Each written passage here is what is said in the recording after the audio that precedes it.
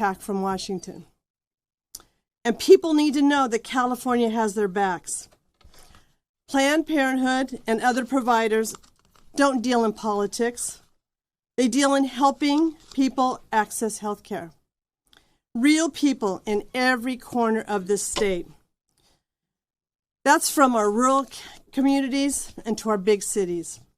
They provide the basic care people demand on for every single day, from cancer screenings, STI testing and treatment, family planning, abortion care, and preventative services. This is health care. Despite the political agenda of the Trump administration and some congressional Republicans. But remember, because of the federal cuts to H.R. 1, those services are at risk. More than 80% of Planned Parenthood patient visits in California are reimbursed through Medi-Cal. And when the federal funding was blocked, health centers were left providing care without being paid for it. Without being paid for it. No health center can keep its doors open that way forever. When health centers are forced to cut services or shut down, entire communities lose. And that hits hardest in our rural and underserved communities, where Planned Parenthood is often the only place to go.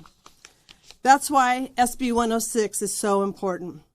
This bill helps stabilize our providers, keep health centers open, and retain staff so Californians can still get the care they need, no matter what's happening in Washington. This is who we are. We're Californians. We put families first. We protect our health care access. And then, and when the federal government turns its back on women and families, California steps in. I want to thank everybody that's here today. And I would like you to next to hear from my Assembly member, Jesse Gabriel, our Assembly Budget Chair.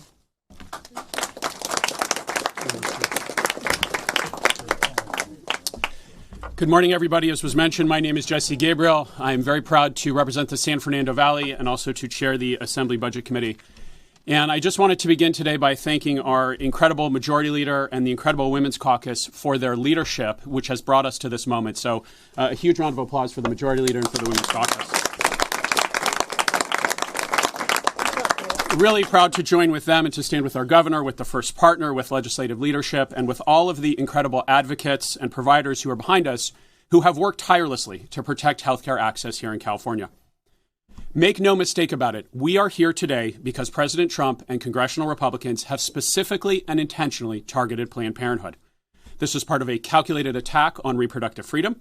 It is part of a calculated attack on abortion rights, and it will have devastating consequences for communities across California. So today we are doing something simple and powerful. We are keeping the doors open because the door to each Planned Parenthood clinic is a gateway to a better, healthier, and safer life for tens of thousands of Californians. And I think it's important that we understand who walks through those doors on a daily basis. It's a student scheduling her first appointment. It's a mom getting a cancer screening. It's a patient who simply needs preventive care. And the funding that we are providing today means the doors will stay open for them.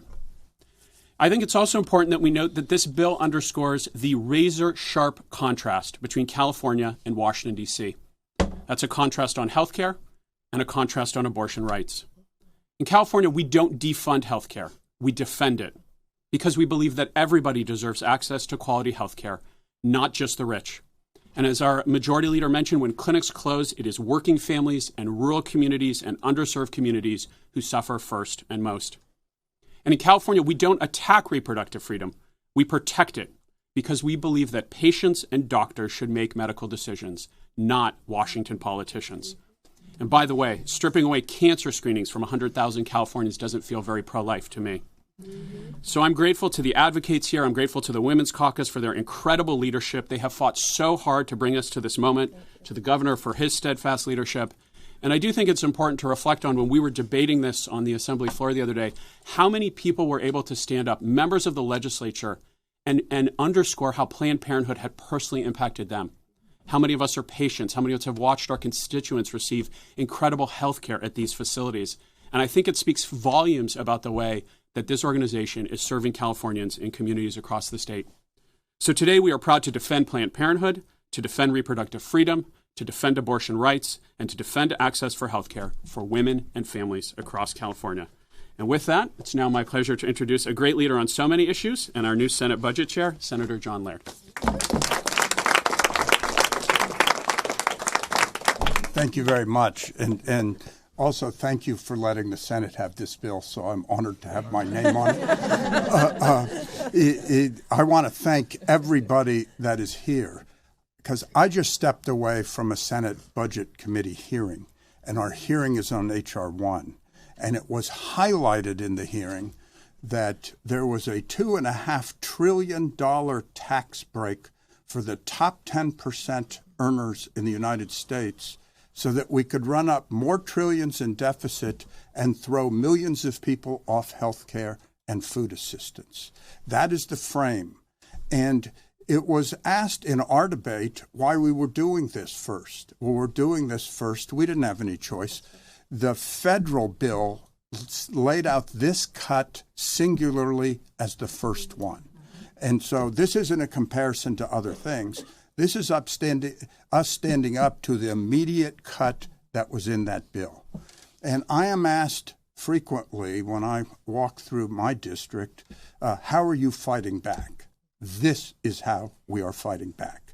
We're making sure that in the aggregate, $335 million goes to keep Planned Parenthood clinics open in California, and that tens of thousands of people will not lose their health care. And I had the personal experience of being a founder and one of the early executive directors of an AIDS service agency at the height of the epidemic in the 1980s and 1990s. And there was one organization that stood up with us at a time that I even had to author a non-discrimination ordinance based on HIV status because somebody was fired for volunteering with our agency. It was Planned Parenthood that stood up and said, this is the truth. This is what's happening with this epidemic. This is how you talk about it. And they were courageous. And I always vowed that throughout my entire career, I would pay back that debt. And that is what we are doing here today. So in that spirit, let me introduce Jody Hicks from Planned Parenthood.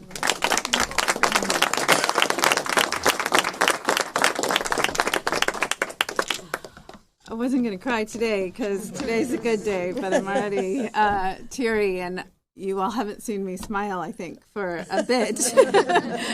But I am today. So I just first and foremost want to express my immense gratitude to the governor, to this army of champions behind me, to everyone that worked so hard to find a solution on this chaotic problem that Congress dumped on us immediately, day one. Planned Parenthood was defended the day that bill was signed, and what that meant for people across the state.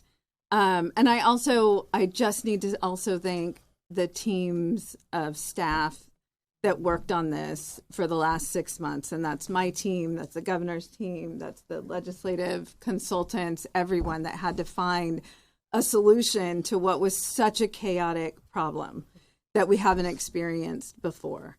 And the fact of the matter is, they knew exactly what they were doing. They knew the chaos that this would create, and they knew the communities that this would harm. And all 9 Republican Congress members in California voted yes for that big, horrible bill that had the largest healthcare cut in history, including completely defunding Planned Parenthood. Knowing the footprint that we have, knowing the amount of Medi-Cal patients that we serve, knowing what that would do to their community, they did it anyway. But this is California, and we're always going to fight back. Planned Parenthood is always going to fight and always going to fight back. But this time, we needed an army with us. We really did. There was nothing we could have done with an 80% cut in the Planned Parenthood patient population, that we have a mission to serve those most vulnerable communities, and there's no way to survive without the support of the state of California. And we received it from day one. Everyone jumped in to try and find a solution, and we got here today. And I could not be more grateful. And I want to just point out why Planned Parenthood, because this was attacked specifically on our Planned Parenthood health centers. We know that they attack abortion. We know that. But they certainly didn't attack every abortion provider with this bill. It was specific to Planned Parenthood. And why is that? And the reason why is because you all know, and I can see everybody nodding in agreement and understanding it intimately, but I'm going to say it out loud, which is everyone, no matter where they live, no matter where they came from, no matter what their background is, no matter what their income is, everyone is someone or knows someone or loves someone that has been a Planned Parenthood patient and has a Planned Parenthood story. And those stories are powerful. And what they understand when they did this immediately is if they can shut our health centers down, that's the voice that they're trying to take away, not only in the state of California, but across the country. And they don't want to be held accountable, which they knew they would be, because they're trying to take away that power, which is the voices of people that have walked through those doors and gotten the care that they need, sometimes in their most vulnerable times, and they're willing to fight back. And what we're experiencing here in California is witnessing the willingness to fight back, and they're going to be held accountable very soon for what they did in July. So with that, again, just could not be more grateful. I understand that I have a fight to carry on tomorrow. Today, my shoulders are down, I'm smiling, and I'm going to rest, and I'm going to be happy today, and I'm going to choose joy. Yeah. And with that, I want to introduce the leader of the Assembly, another champion, Speaker Rivas. Thank you so much.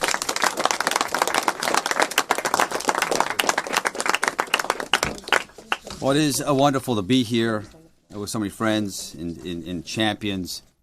But from day one, Donald Trump and his Republican enablers have waged an all-out assault on women. And now they're trying to prevent women from accessing basic health care services by cutting tens of millions of dollars in funding. And now let's be clear about what that means. It's been mentioned already, but the health clinics they are targeting, clinics like Planned Parenthood, they do far more than provide reproductive health care. They provide prenatal care. They provide cancer screenings and STD testing. They intervene when a woman faces domestic violence. They help prevent sexual assault. They provide life-saving essential care every single day across this country, and certainly in our great state of California. And these are the very programs that Donald Trump and his allies are trying to cut. And let's be clear, Republican leaders in Washington and Republican legislators right here in California, they may be willing to stand by while clinics are threatened, while access is stripped away, and women's health is put at risk, but we are not. California's legislative Democrats, in partnership with our governor, will always stand on the side of women, on the side of care, on the side of dignity and of fundamental freedom today, tomorrow, always. And I'm proud to stand alongside these leaders who have carried this fight for years. To the historic women leaders of our Assembly and Senate, we are here because of you, of your tenacity, of your courage, and your refusal to back down. Governor Newsom, As always, thank you for being a steadfast and powerful ally in this fight and so many others. And Pro Tem Monique Limon, your leadership has ensured that women are never the first to pay the price when budgets are cut. So thank you. And with that, I want to introduce our Pro Tem of the Senate, Ms. Monique Limon.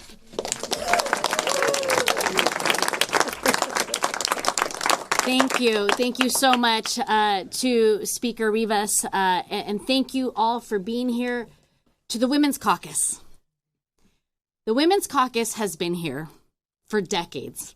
This is not the first time that this caucus and that this group of legislators has had to be at the forefront of defending the rights, the opportunities, and the existence of women in this state and in this country, and it will not be the last.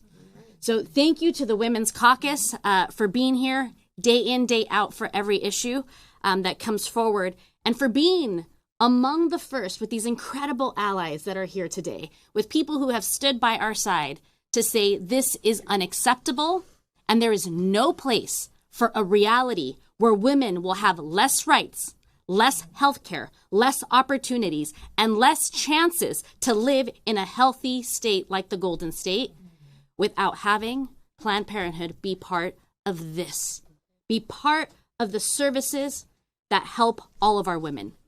I'm proud to stand here alongside everyone here, but also recognize that the moment that got us here is somber. It is a repeat of a history that we know well. It is a repeat of a history that harms. It is a repeat of a history that impacts women, families, and our communities. So that somber moment has led to California having the impact of $1.1 million loss per day because of H.R. 1.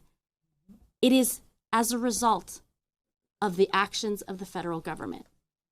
And despite that, here we are, standing strong, standing with Planned Parenthood, who has always been a partner for the Legislative Women's Caucus, who has been by our side, and who share the values to ensure that we continue to provide care for patients on Medi-Cal without any reservation. And so this moment is important.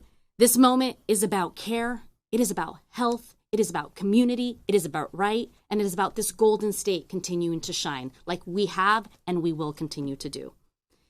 As a mother, it's not lost on me that my daughter might grow up with fewer rights and opportunities and access than I did. That's unacceptable. You better believe that women, that allies, and every single mother will stand strong and firm on our commitment to ensure that women in this state and in this country do not have less rights, less care, and less access to opportunity. Since the ruling that got us here, the Supreme Court ruling in 2022, about 5,200 people have traveled from other states to California to get the care that they are being denied in other states. We don't discriminate. We want our community, our state, Californians, but also other folks in the state to be healthy. And we're not embarrassed to say that. So I want to thank everyone for being here, for the leadership, the governor, the speaker, the incredible Women's Caucus, Planned Parenthood. Yes, we wear pink, loud, and proud because we are standing here together, and we're grateful that we in this state can keep care for people in California. Now, I have the honor of introducing a steadfast champion for women's equity and for the work of the Women's Caucus, our first partner, Jennifer Siebel Newsom.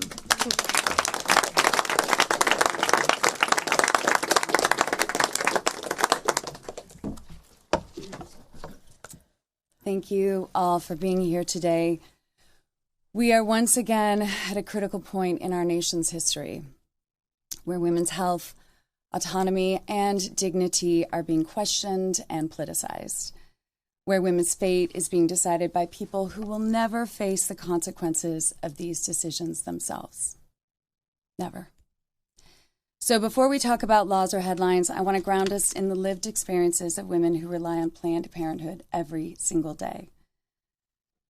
The woman who, while waiting for her new insurance to activate, found a lump in her lymph node.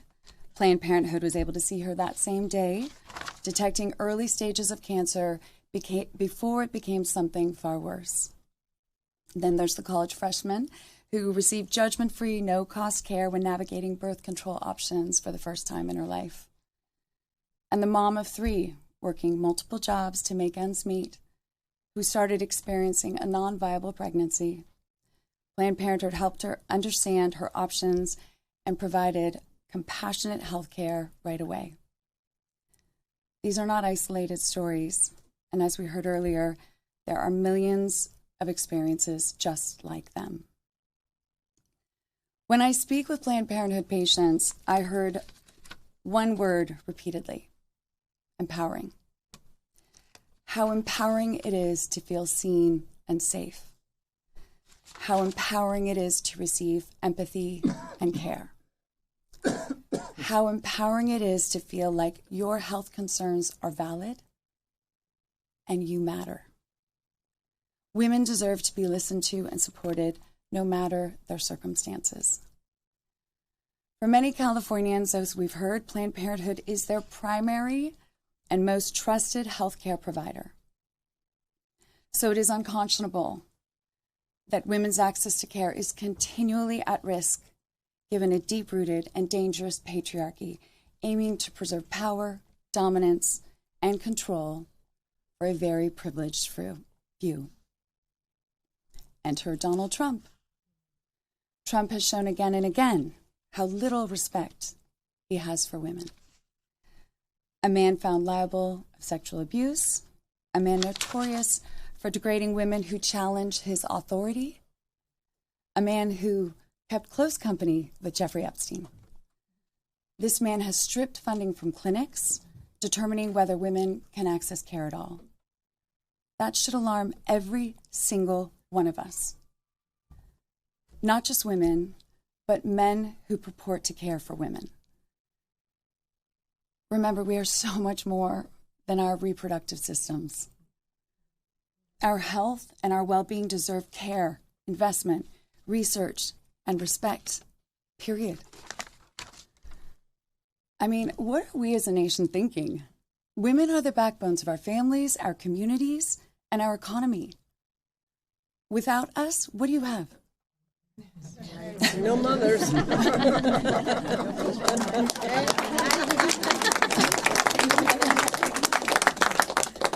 I am grateful to live in a state that values women, that answers attacks on women with resolve, a state where our governor, our administration, and our legislature are deeply committed to protecting not only reproductive freedom, but women's rights as a whole. Porque en California valoramos a las mujeres, confiamos en ellas y apoyamos su derecho a construir su propio destino y futuro. So as we see Trump, his boys club, and his puppeteer women continue to strip other women of our fundamental rights, California is investing in women's rights to receive the essential care that we need most. And a nation that truly values women must, without question, follow suit. With that, I would love to introduce an incredible defender of women's rights. Actually, I'm going to just sign the bill. Point of personal privilege. Thank you. All right, let's sign the bill. Our governor.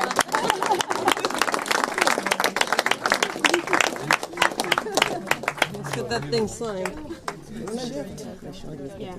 First gentleman. We're going to squeeze. Oh, wait, so everyone, you tell me when you're off.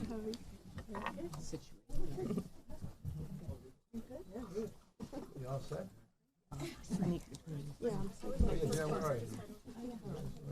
First partner. She's awesome. Christine, come in here. Are you tall? Oh, no, you get in here. Well, we do a quick A photo. little closer. We're cut out. Yeah. Oh, sorry. Okay. I'll just come over. All right. Sure. Yes, I can be shorter. Sorry, I didn't mean to block. Got it? No. No. I am okay. I am here. All right, I'm signing this down.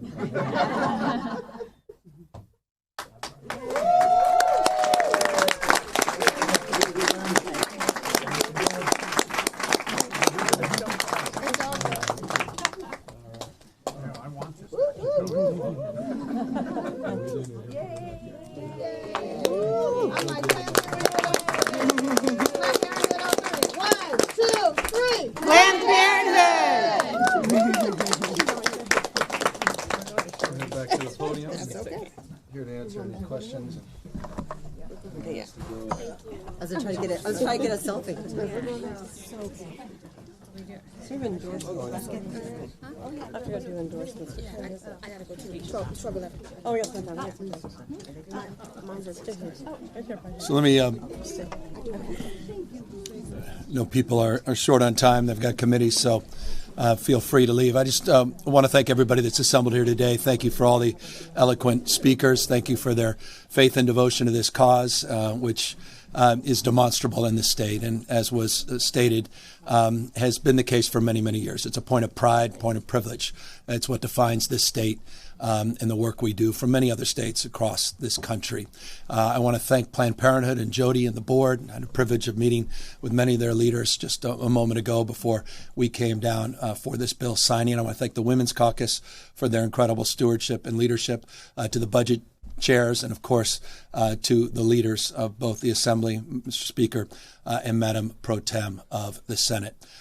It's, as I suggest, a point of pride to be governor, to have the privilege and opportunity to step in to the void, to address these assaults and attacks on women that have been beautifully described by my wife and others, and to assert ourselves and to support excellence. Planned Parenthood is an extraordinary organization. 1.3 million people a year encounter support in a Planned Parenthood clinic, 109 clinics throughout the state of California. And we're not only providing support in the state, but it was stated appropriately by the Pro Tem, increasing numbers of people coming from out of the state of California, not with closed fists, but an open hand and an open heart.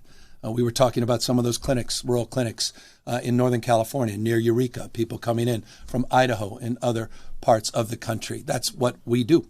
That's what, again, defines the values of the state of California. These cuts were precipitous. These cuts were designed to attack and assault Planned Parenthood. They were not abortion cuts. They were attacks on wellness and screenings. They were attacks on women's health care, period, full stop. And they were designed to take down Planned Parenthood. 1 year cuts. We'll see what happens after July of 2026. We stepped up last year in fall by providing about $145 million to supplement some of those costs. We had more work to do. We committed in the budget process to do that. We submitted a budget in January that provided $60 million placeholder, and the legislature said, let's move, and let's move now. But unsatisfied with the 60, you trued it up to $90 million, which I appreciated. Created a new grant program under HCI. Thank you, Madam Secretary, for being here. Worked through some details of that. The grant program provides a little more efficiency. It allows us to move the money more quickly without any administrative burdens, reduces a lot of paperwork, and we're able to move some additional resources down to substantially make up for these federal cuts. I appreciated what Budget Chair Laird said in the spirit of prioritization. It's the old adage, you can't do everything, but you can do anything. And it seemed appropriate that we continue to build on past practices and begin here as it relates to these unprecedented moment of healthcare cuts across this country that are disproportionately impacting the largest state in our nation, the state of California. So again, our state of mind is resolved, and we're grateful to be in a state with resources, not just a resourceful mindset. And I'll just highlight the ability to provide this general fund support has come substantially from confidence we have moving forward, and not only with the $42.3 billion additional revenue that we had projected from a prior year, but the fact that in 2 subsequent months since that was announced in December and January, we have seen some substantial revenue growth beyond our projections, giving us the confidence that this was an appropriate and fiscally thoughtful move to move early and to move with a little additional resources than was originally proposed in the January budget. So with gratitude, respect, and appreciation to all assembled, I'm here and honored to have just signed this bill into law and to move this money out as quickly as possible. With that, we're here to answer any questions.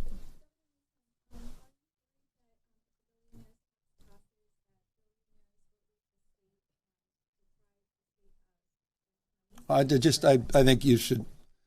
I've said plenty on this topic, and so I'll refer to many prior statements, but also refer to the LAO's analysis. It's one-time resources for an ongoing issue, and the ongoing burden is to the general fund that will see a decline in revenue as a consequence of the tax.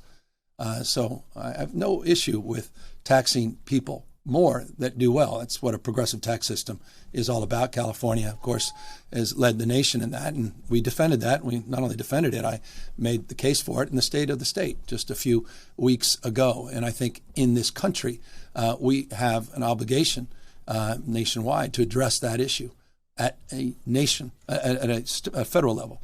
But doing it at a state level, I think, will lead to the kind of diminution of revenue that was highlighted in the LAO's office.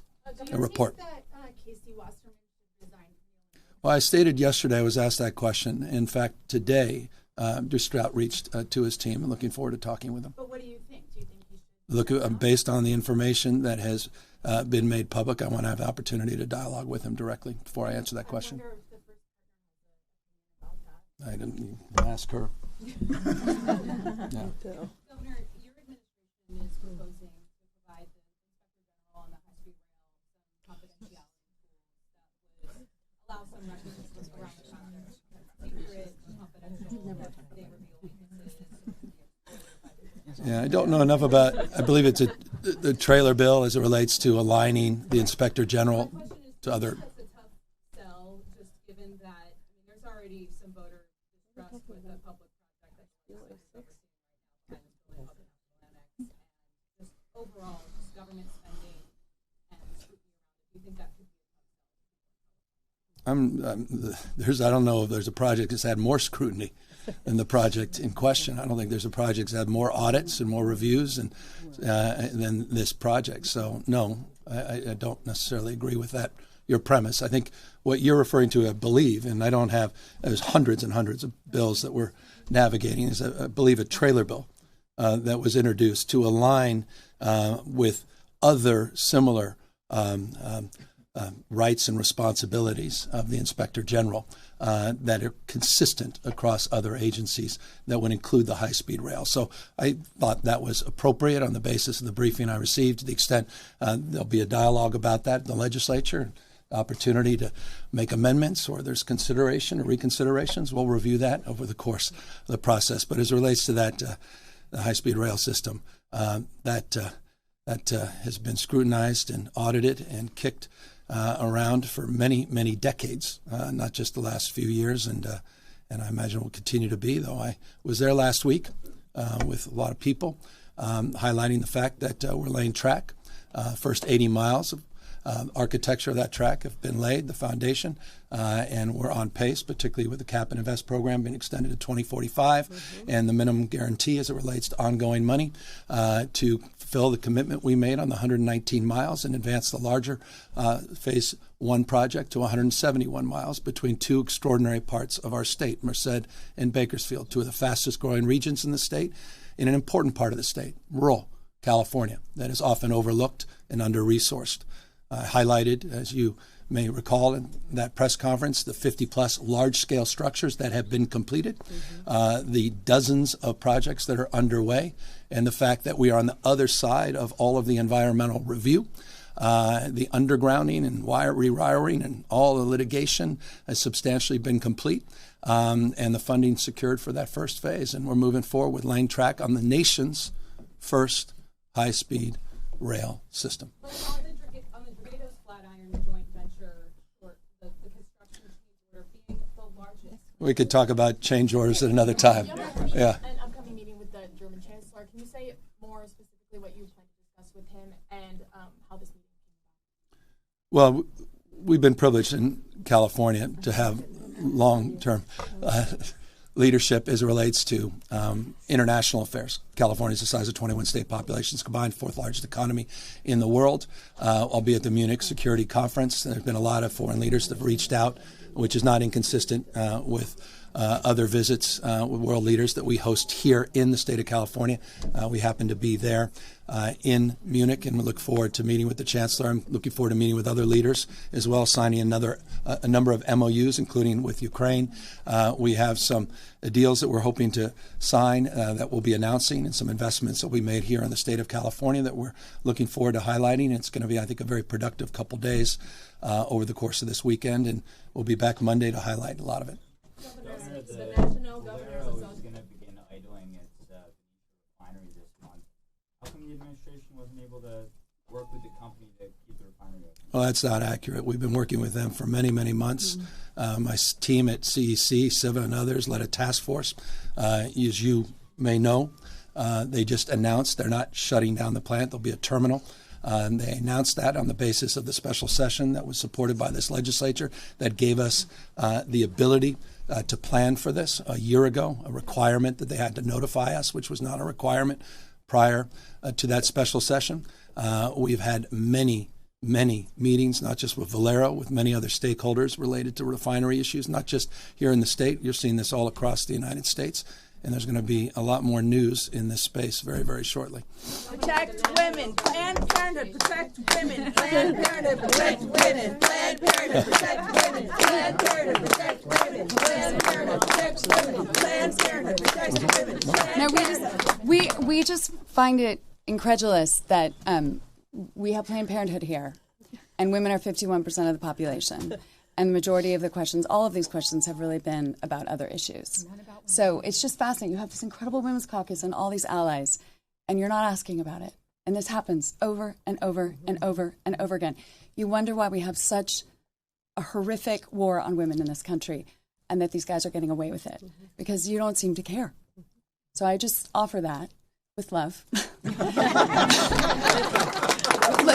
have incredible women in this room, and you have these allies. Ask about what we're here for today, don't you think? You could speak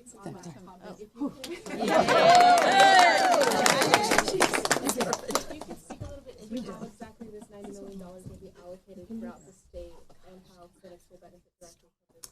Yeah, so I mean, we were cut from any Medicaid funding that we receive, with the exception of abortion, which is already state only. So this funding is going directly to that. So it's Medi-Cal patient services, and it'll be grant funding to supplement what has been cut by Congress. So the data is the data, and the numbers are the numbers, just replacing what Congress cut. Governor, the National Governors Association just said that the White House is now inviting all governors to a White House meeting next week. Are you considered going? Well, they've obviously flip-flopped on that. They excluded Governor Moore, my friend, vice chair of the National Governors Association. I think they excluded Governor Polis from Colorado. They got a lot of blowback for that, and now they seem to have changed their position. So my position hasn't changed. I won't be there. Governor, there's been a lot of talks about, ICE maybe put in place at some of the polling centers, for this mid-election. Have you thought about that? And what's your thoughts about, having them not exactly interfering, but being a president? Well, we've been very aggressive in calling that out and highlighting this. Steve Bannon himself has said you can count on one of the principal advisors and architects to the Trump administration and the MAGA movement, has been crystal clear that you will see ICE agents around polling booths and polling places during the midterm elections. And so we are anticipating that kind of vandalism to this fair and free election. It's one of many things the Trump administration is doing. Obviously, you've seen what they're trying to do on the voting rolls. You saw what they're doing in Fulton County in Georgia. You've seen what they're trying to do as it relates to issues around vote by mail, the continuation of their efforts to highlight the absurd arguments around the last election being stolen. So we're very mindful of all of those things. We're in litigation and a number of those issues, and we'll continue to be forceful in calling this out and highlighting these issues. When is your meeting with Casey Wasserman? I just have a phone call into him. I hadn't had a chance to talk to him. Mr. Governor, on this topic, thanks for taking the time. And I heard from Senator Laird, who said earlier how we're fighting back. This is how we're fighting back. Can I just hear from you? We've reached out to the White House for a statement, have not heard back from them. What is the message you hope to send to President Donald Trump today? Well, that he's temporary and California is permanent.